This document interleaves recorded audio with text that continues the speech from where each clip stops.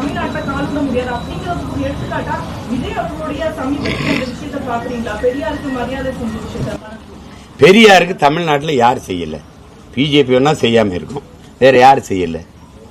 எல்லாரும் செய்யறாங்க. என் தம்பி மாலை வச்சுட்டு பெரியார், நான் பெரியார் கொள்கையை பின்பற்ற போறேன், நான் திராவிட அரசியல பின்தொடர்றேன், ஏதாவது பேசினாரா?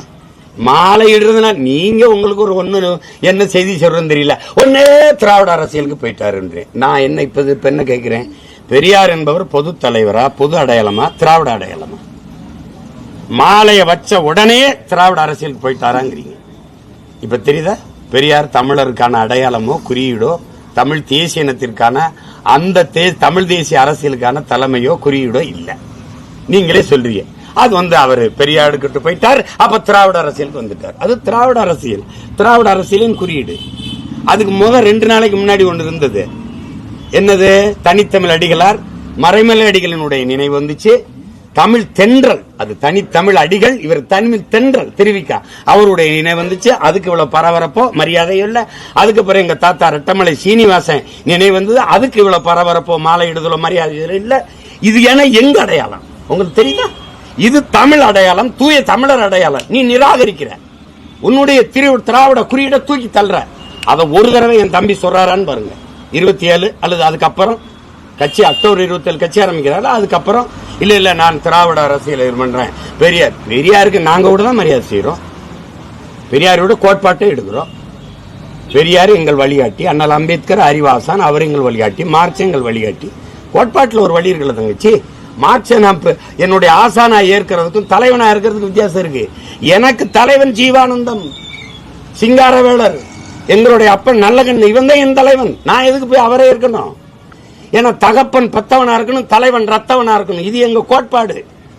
ஆனால் அம்பேத்கரை நான் ஆசானா ஏற்கிறேன், வழிகாட்டியா ஏற்கிறேன், அறிவு ஆசானா ஏற்கிறேன். ஆனால் தலைவனா என் பாட்டன் அயோத்திதாசனி, என் தாத்தன் ரெட்டமலை சீனிவாசனி, MC ராஜாவையும் தான் நான் ஏற்பேன். எங்க அண்ணன் திருமாவளவனா தான் ஏற்பேன். எனக்குள்ள இருந்தா நீ எடுக்கணும். நீ அங்க போய் கூட்டிக்கிட்டாதான் தங்க. அதெல்லாம் தகப்பனையும் தலைவனையும் கடன் வாங்க முடியாது தங்கச்சி. அது போலவே போட்டதால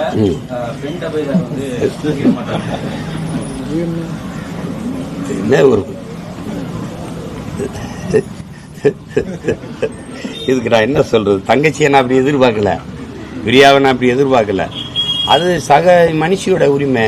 உதட்டு சாயம் பூசிக்கிறதெல்லாம் உலகத்தில் ஒரு பிரச்சனையா வரும்னு நான் இப்பதான் பாக்குறேன்.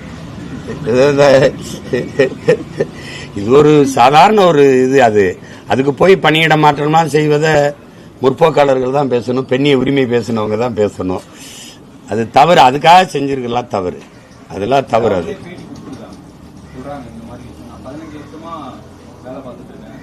அது நான் பார்த்தேன் கேட்டேன். அது ரொம்ப வலியான செய்தியா தான் இருக்கு.